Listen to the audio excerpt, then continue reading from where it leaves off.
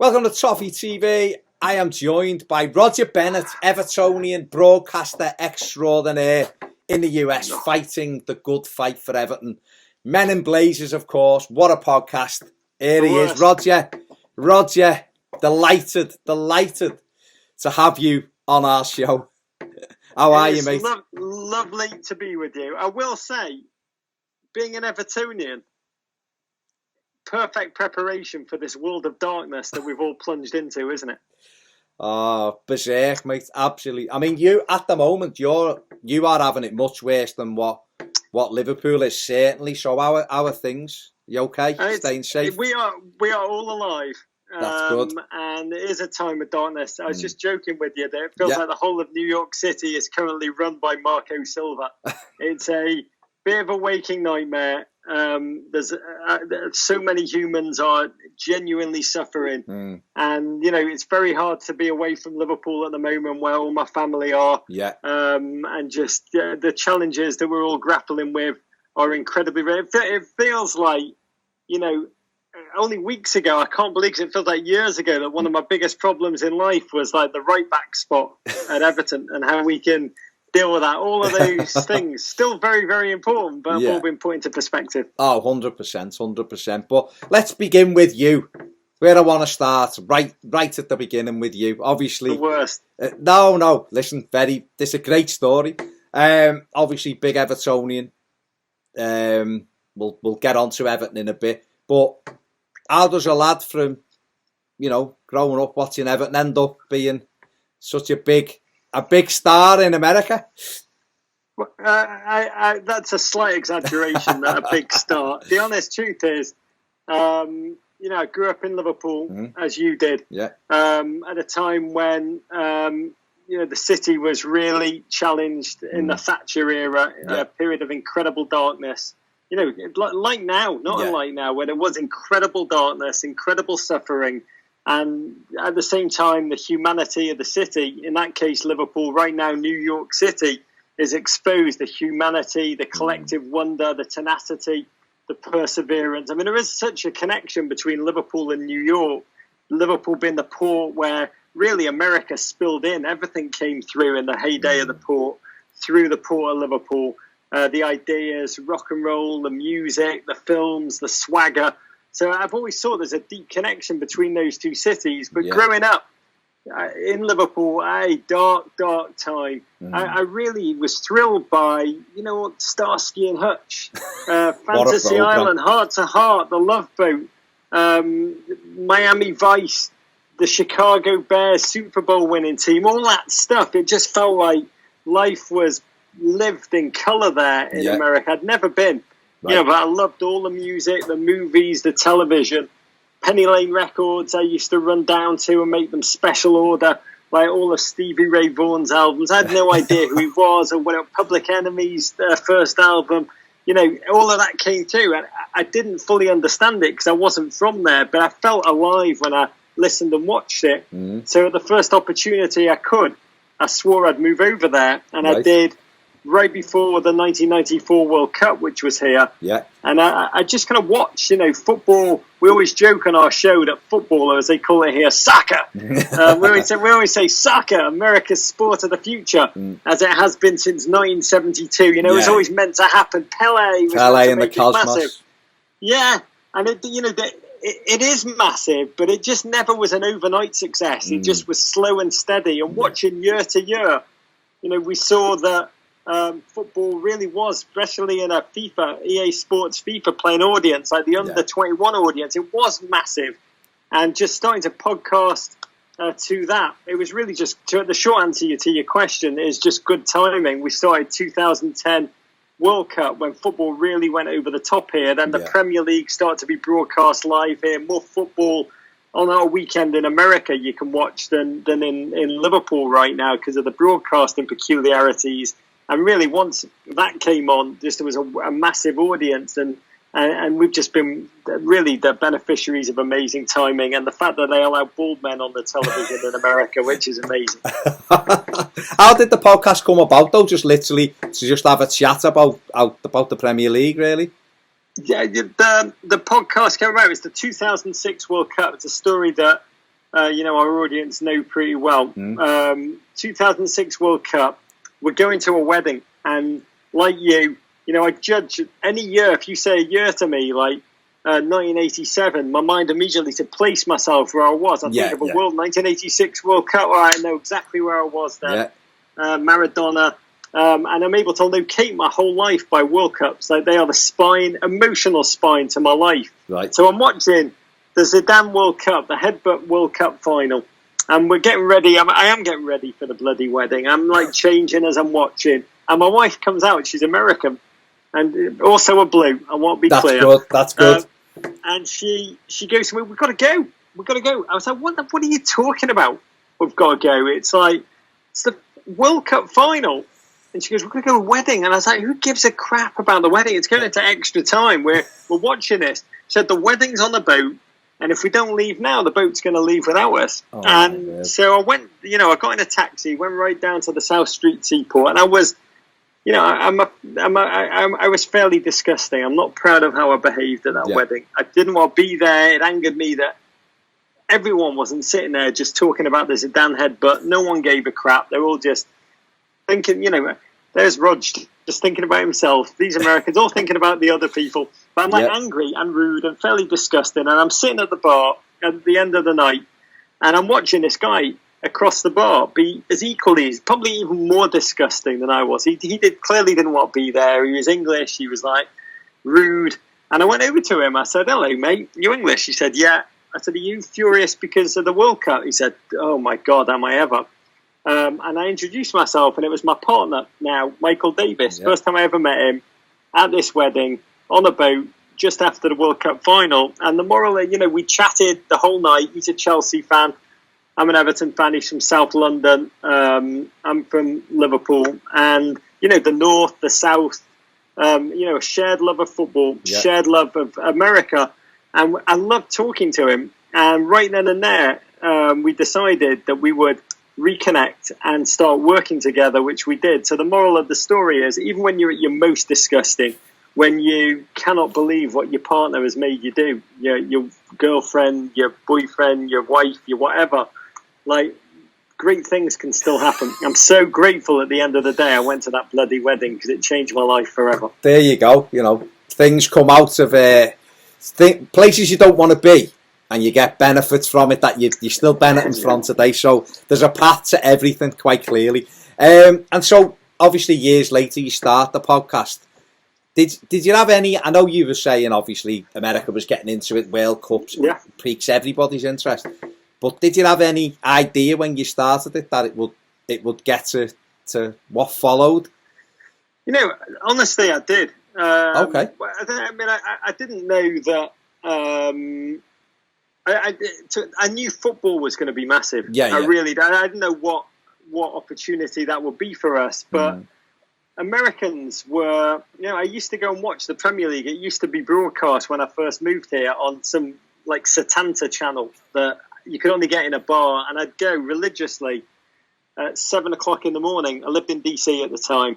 I'd go at 7:00 in the morning. They always had the worst game of the weekend. It was routinely like Luton against Sheffield Wednesday, and I'd go and watch in this bar in DC, and I go and watch it, and it was always me and like 10 other English people, expats. Like, none of us knew each other's names. There was but we all just communed over the football. We didn't know what each other did. We just chatted about football. And if an American walked in, which they rarely did in those days, I remember once an American walking in. We were all having our, Irish breakfast. It was like several pints of Guinness in. It was like 7:15 in the morning. And one American walked in. And he's like, "Hey, is Fulham playing? Carlos fucking Negro." and one of the guys, big guy, who don't know his name, I knew he was a chef at a local hotel, the Willard. And he just got up slowly, and he got this American, rather menacingly, by the shirt, slapped him on the side of the face, just said, "Walk on, mate, walk on. Like, this is not a place for you," kind of thing. Get out of here. And I watched it, and I was like, "Wow, that's a thing." And I came back 4 years later. I'd left DC by then during 2006 World Cup again, and there was a line at that very bar to watch the games. It was like around the block. It was as if the Beatles had reformed. It was like a mob scene, and it was all Americans. And I knew I'd seen in that period since I'd been here, World Cup to World Cup. 98, the World Cup became a thing that I guess they call them now influencers would watch. You go to this Brazilian restaurant when Ronaldo's going to play. You go to this Italian restaurant deep in Queens or Staten Island when Italy are playing. Yeah. And it was like the NFL 10 years ago in England. Right. It was like a thing that people were watching. It was a cult thing. 2002 really went over the top. ESPN put a lot of energy into it. There's nothing competing with that in the summer, American-wise, sporting, where the NFL's not playing, the NBA isn't in. It's got its own space, right? And Americans started to follow along. And then 2006, it really felt to me right then seismic when I saw that audience. America was meant to hate football. I realized they didn't hate it anymore. They loved it. But they just, they didn't grow up like you did, go in the game. They didn't, they'd never seen 80s football. They'd never seen the progression. They'd never seen football played in mud by, by men who just want to amputate each other's legs on the field. They'd never, the years that we grew up with, they didn't have that context. And EA Sports FIFA, I'm probably telling you more than you want to know now, but that had sensitized a whole generation of young Americans to the teams, the players, the playing styles. You play Messi and you play Ronaldo, and you realize how quickly the different skills, the different assets they bring. One player can just destroy others, and others harder to control. But once you can work it out, he's just a genius. And that had sensitized Americans to want the football. And that's when I realized that there was a sizable audience here. And again, if we can get 5-10% of the American audience to care about football, that's a massive audience globally. Big. And that's ultimately all. And the Premier League also realised that that's played a role as more Americans have become owners of the teams. I prefer like the Glazer ownership of Manchester United to the FSG ownership of Liverpool. Obviously, I prefer how that one panned out. But those things have changed everything. Incredible. I mean, I'm from that onto TV. Obviously, I've seen a couple of your documentaries you've done and your own television show, and ending with a podcast with Wayne Rooney as well for a while when he was at DC. So now I'm on Toffee TV. I mean, it's a test. I like to say we are the last thing holding football back in America, and when we're done, it will properly go over the top. But it's like I hate talking about like myself. The honest truth is, football. The story is one of football in America. This sport that was meant to be anti-American. When America got the World Cup awarded in 1989 or 1990 for the 94 World Cup, a congressman, Jack Kemp, who was a former NFL quarterback, a Republican, felt so moved that he ran onto the floor of Congress, and I'm paraphrasing, but his speech was like, it's really important for... I still can't do an American accent. Even though you're an American citizen. Genuinely, I can't do an American accent. So Jack Kemp was like, it's really important that for the young generation, they understand that football, you throw it and catch it and rush with it, and it's not this kicking the ball, not using your hands. He said one is about American strength and power, and the other game is about European socialism. That attitude of hatred has totally gone. And, so many factors have played a role in that. It's a testament at the end of the day to how much Americans love an excuse to daytime drink, because they're getting up for the games at like 6 o'clock, 4 o'clock on the West Coast to watch Everton Football Club. You've really got to love the team. You've got to have passion. You've got to have commitment. You've got to savour, 6 pints by 8:30 in the morning to watch Schneiderlin. Just to get through an Everton game around the midfield. You've really got to be in. So it's a testament to football's growth as much as anything. Incredible.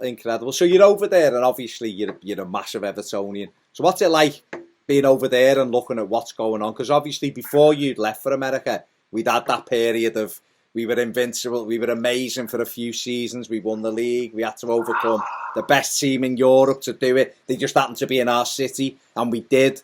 And we should have won the double 2 years on the run, and we didn't. And there was all of that. And then obviously you've gone off to America. So when you went off to America, who was the manager? Was it the Walter Smith years, or was it? Yeah. Yeah. Yeah, it's a Walter Smith. I mean, when I moved over to America, this is a testament to how much football has changed and how much I think the internet has changed the way you can be a football fan. You can, when I came over to watch the '95 FA Cup semi-final, it wasn't on television at all here. Right. I had to phone up my dad and have him hold the phone by the radio to hear the Spurs semi-final. That was when, and you'll remember, like phone calls. I mean, young viewers of this will not understand this because we're on WhatsApp now, and it's like nothing costs anything. In those days, it cost me more for that phone call than it was like several months worth of salary, and I wouldn't swap it for a second. But that's what it was like when I came over. The football was. I mean, it was human darkness. We've had incredible moments. I wish we were talking before the 4-0 Chelsea game, in which we were outclassed by Ross Bloody Barkley. That would be a much more unambiguously upbeat conversation right now. But I mean, the thing about being an Evertonian, and all 4 kids of mine are Evertonians, which is like the greatest parenting achievement I'll ever have. Nothing will top that because it's not easy, mate. It's not easy to get from afar to get them to understand the nuanced wonders of being an Evertonian, but it is like, to me, being an Evertonian is it's a way of seeing the world. It's an identity that I wouldn't swap for anything, and you're seeing it now with the way Everton are approaching the darkness that the country, the city is embroiled in. Like every day, Everton Football Club do the right thing in ways that make me feel so proud. They're phoning thousands of old people, isolated, the elderly population, digging out the files to think of old Everton players who probably are lonely as hell right now and isolated, and calling them too. But to be an Everton fan is like, it teaches you collective over the individual. It teaches you, about at its best. And this is why Marco Silva drove me crazy, because it evaporated completely the identity. Like collective hustle, give all you can, care about those around you, savor every moment of joy, and just revel in. I was talking to my kids the other day, and I said to my kids, I was like, what part? I just taped a podcast with my childhood mate, who is also a Blue, about what being an Evertonian has brought to us over the ages. Constantly watching Liverpool parade trophies down the bottom of Menlove Avenue. Going through the city, constantly in my childhood, it really was. It was like Liverpool. They always threw Dentine down, and I always laughed that I'd cat fight for some of their chewing gum, and then I'd eat it guiltily under my posters of like Andy King, John Bailey, and Bob Latchford in my bedroom later at night. But I said to my kids, I was like, "What has being an Evertonian brought to you?" And like my first kid was like, immediately was like, savour small victories. That's like what being an Evertonian is. And my daughter, she said, we appreciate life like so much more than fans of other teams. She's like, when we beat Manchester United 4-0, she's like, I'm still dancing after that victory. I'm still, that was her first ever game, and that's ultimately the joy of being an Everton fan over here for me. But obviously difficult for him being away. But looking at it now, obviously I could talk to you for hours about the 80s and winning everything, and it was great and all that. But exactly, I know. Maybe we'll do that again, and we'll just have an 80s rewind, because of, what we're doing. Amazing. It's what we're having to do at the moment because there's no football. But I know somebody sent me, and we do a daily newsletter where I'm trying to write about what's going on at the moment, what's going on in football, what's going on in life. I have links every day about his football things you need to read, his non-football things you need to read. And somebody sent me a 84-85 review of the season from Sports Night, one of those old shows. And it's 15 minutes of just like Everton, each one from Dominic Calvert-Lewin range, just stabbed in from 3 inches out, but like magnificent. And that shirt, amazing. Oh. And any fans who grew up like you did, watch that. Find that link and watch it. It just lifts your spirits when you need to. When you need it, big time. Obviously, you've mentioned Marco Silva a few times, and we've had Sam Allardyce, we've had Koeman, and all of the rest. Martinez, which still has made me go greyer than I should have done. But at the moment, we've got Carlo Ancelotti. So, what was that like for you, Rod? Seeing Everton going after Ancelotti at a time when, let's be honest, we've talked about it today, me and Ped. Big Dunk lifted us out, dragged us off our knees after that derby, the 5-2. And we had a couple of great weeks with Big Dunk in charge. And then we seen the Ancelotti links, and it was like, yeah, maybe, if we've got enough money, he might have a little look at it. But was it a surprise to get him for you? Yeah, I mean, when he came in, it felt like a weird appointment in every single way. Like, why would we want him? Why would he want us? Yeah. It felt, to me at the time, like a bit of a misfit. Like we were getting Kevin Costner, but now, like, we weren't getting Dances with Wolves. Costner. I prefer Field of Dreams, to be fair. I'll take a role, Kevin Costner. We weren't getting like, send it to my people, I'll get back to you. Maybe not Kevin Costner. We're getting like, I haven't had a job in a while. Sure, what? Yeah. And it felt like a misfit. Like to me, we're a startup, and we were getting like a blue chip CEO, but a blue chip CEO from like Victor Kayam from like the 1980s. And I was like, I admire him, I revere him. I think he's a man of incredible style, a man of incredible accomplishment. But like, if you look at our transfers, a lot of it has been players with a name, a buzz, but like, did they really fit Everton at the time in a Yannick Bolasie kind of style?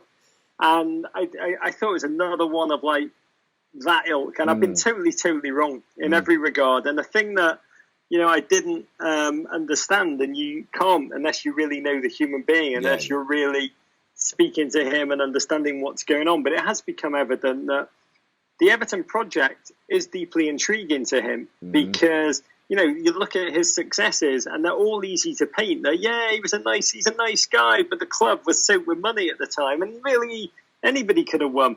And I think the intriguing thing for him, you always want a manager who is motivated. And at times we've not had a manager that, I mean, oh my God.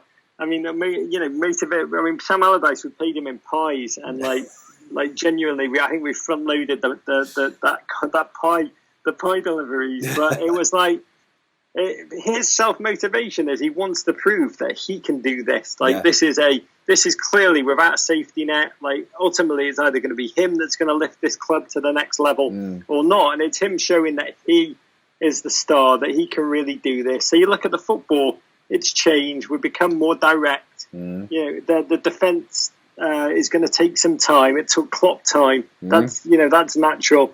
Right now, it's like the league bloody paused at an agonising time because we had that lift, that eyebrow lift, and then we had the slope wobble. So we're kind of like we've been left on a cliffhanger, and it's hard to tell where we are. Right now we can list centre back, right back, left back. Ultimately a replacement for Bainesy when he retires in 10 or 15 years' time. that Idrissa Gueye replacement, the string puller. I love Gomes. He's the most handsome midfielder we've had, arguably, since Mickey Arteta left. And he should play for that reason alone. But we definitely need a Bruno Fernandes, James Maddison, like a Jack Grealish who doesn't crash Range Rovers. We need that kind of that player, and then there's tons of players that make me sad. Theo makes me sad. God, it makes me sad. I project this sad fantasy. The Theo in the north is so perplexing to me. Well, that must be like for that boy. He's like the quintessential Southerner. So like him, just wandering around. It's Bernard. I love watching. I get so much happiness out of watching Bernard. But I realise the joy I feel from him is his ability to fall over when in space. Like, it's a befuddling. It's one of the joys of our season, and it makes me want Stevie Pienaar back. I'm skirting around the big one, Gylfi, who humanly it breaks my heart because I think he's I filmed with him in Iceland when he was at his peak for Swansea and for Iceland, and he's such a fascinating footballer to talk to. Right. And he was so good at Swansea with Llorente, but the two of them are they made each other 100% better, and separately they're 33% of that player. So it's I'm telling you all the stuff that you guys talk about all the time. Sidibe is French Joe Exotic. He's you can't stop watching him, but not for the right reasons. What do you think about Moyes Keane? Can we talk about him? We can. I've never wanted a player more to. Every time, I think 22 times, I think he's kind of trotted. Every time, I'm like, this is his moment, and I'm humanly, especially after the big dunk moment, humanly, I'm like, come on, we need it, you need it. This is your moment. Well, how do you understand that? I think I just look at him as raw talent, and he's he's just not refined, and I guess I take the way Dominic Calvert-Lewin's improved year after year, and I look at Moyes Keane and think his performance against Newcastle, when we threw the game away in injury time, he was excellent in that. You froze, Rog. He was excellent in the Newcastle game, playing, and he had a really good game, and if we'd have won the game, people would have said, it was a great performance by Moyes Keane. But because we walked out the ground going, how did we not win that game? They had 2 shots. Everyone's kind of forgot about it. And he suffered probably more than anybody with the partnership of Calvert-Lewin and Richarlison, who have made themselves almost undroppable now. So that's it. That is it. It took DCL time. I mean, it really did. And now there's no striker better in the league from 3 centimetres and closer, right? I mean, but the honest truth, the things that make me feel excited about Everton is just that constant hope, that constant belief, that constant climbing the mountain, and and the fact that Speedo Mick is him making it from John O'Groats to Land's End. To me, that's the club. That's the club DVD. Along with the Big Dunk Ball Boy Classic. That to me, those are the two. Those are the two things, and ultimately, Carlo will be judged on a full season, whenever that is. And God, we all need it. We need it now more than ever. The thought of Goodison Park. I mean, we are ways away from this happening. I want to be realistic and not be a couple of weeks time we're all Goodison Park though, full-throated again. The Z cars just blasting out, coming down that tiny little birth canal of a tunnel that we've got there. It's going to feel utterly magnificent. And the challenge for Carlo is ultimately to work out how in games against, the Big Six, just that's the thing that eats me up. That's the thing Carlo's going to have to work out. Away from home, this Big Six, you're right. That's going to be the key thing for him. You just mentioned Goodison. You were back with your daughter. I saw that a while. What was that like for you? I mean, it's amazing. I took my 4 kids and my dad. My dad's a blue. My grandfather was a blue, and to be able to take these kids, and ultimately that's what football is for me. It's. It's about the memories that you make, the memories that you share, the conveyor belt of life from one generation to another. Yeah. And when, Everton scored in that game, just the photographs I've got of that, of my dad, who is in his 80s now, just all 4 kids just losing their shit.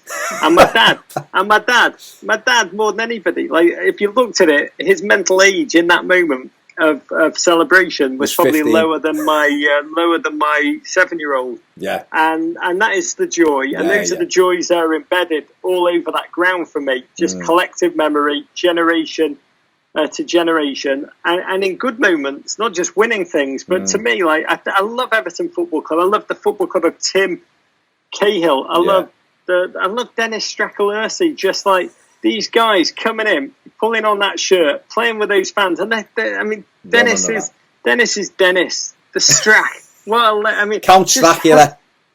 Just hustling, just hustling, just genuinely trying his bloody hardest, and it rarely worked. But when it did, in those fleeting moments when it all came together for Everton's fans, Goodison Park and Dennis Strack, it was a thing of beauty. Magnificent. Well, just on to that, Roger. Obviously, there's the USM Bramley Moore Stadium is very much on the cards. What are your feelings about that? Because you've literally just summed up Goodison, its memories, its collectiveness. It's taken us back to what it was like the first time we walked up them steps at the age of your kids when you took them, and that's embedded in us. But what will it be like for you? Do you think, firstly, do you think the club needs this new stadium? And secondly, are you looking forward to being in there? You know, everything that we know is grounded in the old world of football before March. And I think football's, you know, the economy of football and the financial model of football that we know together is going to be irrevocably changed, at least in the medium term by this. So what I'm about to say could be totally wrong. But, you know, every single game we played at home, at Everton, we were falling further and further behind in that financial realm of football. You know, Manchester United, where they cook like 280,000 corporate dinners every game, and Everton, where they cook about 12 in the Dixie Dean suite. And so every game where finances are, in terms of results, that correlation, you can make the case that it needs to. The architecture that I've seen is going to be unbelievable. And the club have done quite a good job of taking the spirit of Everton and the history of Everton and weaving it into everything they do. And if we can, you know, recreate a place that captures that spirit, then I totally understand what we're going to do. But the reality is that the footballing model is going to change, and it's going to be very interesting to see. I mean, football's in this bizarre world right now. It's like every day we have a duality of headlines, which is always like Armageddon for football. It's doomsday for the Premier League. It's like $27 billion is going to go out the league if tomorrow they don't play all the games like tomorrow. So you have that, and at the same time, every day it's like Jadon Sancho, 114 million, come and get me play. Everton going to sign Gareth Bale and Aaron Ramsey, and we're also going to get Frank Lampard back and play him. Play him it's just like, so we're in this bizarre world of finances are going to change, and everything we know about football will be different, and we just can't wait to come back and splurge all the cash. So I honestly don't know where we'll come out, and what was is not necessarily what will be, and it could be magnificent. Yeah, I think if we can get it sorted, it will be outstanding. It looks visually like it'd be brilliant, but it's still away. Finally, before I let you go, question we ask everyone, either if they're American or they come over here. What do Everton have to do to have more of a presence in the US? How can Everton grow in the US? Me and Ped are always on about get the team out there, do this, do that, but someone who works in the American sports industry and who's an Evertonian, you're the perfect person to ask, in my opinion, for this. I think they've done quite a good job. I mean, Everton definitely punch above their weight in the United States. United States is this. It's like the final frontier. It's like outer space was to Captain Kirk. It's like for the Premier League team, they just see this massive country with real cash, where when they capture one of the American fans, it's like 12 shirts to every fan buys like everything, and they come over. So they really care deeply about the American fan base, the Premier League clubs, and you know, Barcelona, Real Madrid, Bayern. They're all looking at this American audience, salivating. And Everton have done really well. If you look at the assets, Tim Howard. You know, when Premier League fans started to really go next level in 2014-15, when the NBC started to broadcast it, Tim Howard, you had Roberto Martinez, who was on TV here during World Cups. You know, the Landon Donovan cameos that get more heroic with every telling. I mean, they're like a perfect piece. When you read about Japanese artists who perform masterpieces on tiny grains of rice, that was like London had like eight games. They're like, mwah. But we took out London as if he's an Everton great. Brian McBride really was an Everton great when we needed him. Yeah. And Joe Maxmore, or Everton fans called him Joe Max Less, one of my favourite nicknames in Premier League football.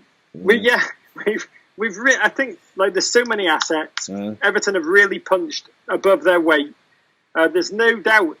I mean, the thing that's different about American fans than if you grew up in near Goodison Park is like it needs to be refreshed constantly. The fandom, they will. The future of global sports fandom, and I know like Everton fans in particular are like, if you don't go to the game, F it. That mentality, the global fan, it does need to be refreshed, and they do connect to players and individuals. That's why, like globally, Juventus by getting Ronaldo, they're everything. There are fans who just follow players now, follow Ronaldo.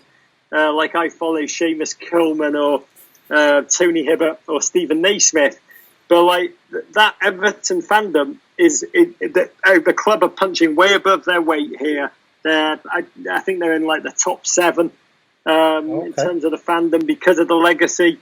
But it needs to be constantly refreshed. And I do think the club's trying to think through how to do it. The club needs to think through how to do it because it needs that constant momentum. And I just say DCL and Tom Davis coming over here. Like, if I were running Everton Football Club, I would be having them broadcast constantly to America about their love. American loves anyone that loves America as much as Americans do. And like that DCL, Tom Davis, that 72-hour bender in New York City. I mean, we should not be waiting for the movie of that story to come out before we start capitalising on it, because it was magnificent. Well, you mentioned Starsky and Hutch before, David. I mean, they were a bit like Starsky and Hutch, weren't they? And they're going around, Tom in his dressing gown. I mean, you can't argue with that. Even cooler, mate. It was really, and I think they really, what came through is how much they love it. They love being here, and the club can really tap into that, and we'll see what they do. Outstanding. Roger, thank you so much for taking the time to join us. No, it's obviously a very difficult time, and you're a very, very busy man. Being, like I said before, one of the biggest sports broadcasters in the United States, 320 million. They all know this man, and he's an Evertonian. So, but I will say it's a joy to be with you. What you, Baz, and what Ped do, it's amazing. You're doing unbelievable work, and you do it not just like what's going on. You embody, to me, everything that is great about the club. So I love it. And speaking to you, it's an incredibly hard time to be away from Liverpool. All my family are there right now, and everyone is grappling with the current reality, and it's been a really, I mean, it's a terrible time in New York. It's a brutal time. To be away from Liverpool makes it doubly painful. To speak to you about, to say the word Andy King, say the word Tony Hibbert, to say the word, I mean, it gives me, ultimately, hope's our only weapon right now. I wish you strength, I wish you courage, and I wish you all, and everyone, Evertonian, as well as everyone in Liverpool, incredible health and happiness over the coming weeks to come. Outstanding, Roger. Make sure you listen to Men in Blazers. Rod's representing all the time. Outstanding. Having this battle with Davo on a regular occasion. Thank you very much, Rod. Outstanding. Thanks very much, guys. Courage. So a big thanks to Roger there for joining us, taking time out of his busy day. You can catch him on the Men in Blazers podcast, so make sure you check that out. Brilliant. Him and Davo smashing it over there in the States. That's it for us. Make sure you give this video a thumbs up, subscribe if you haven't, and if you want more videos, join us on Patreon. See you later.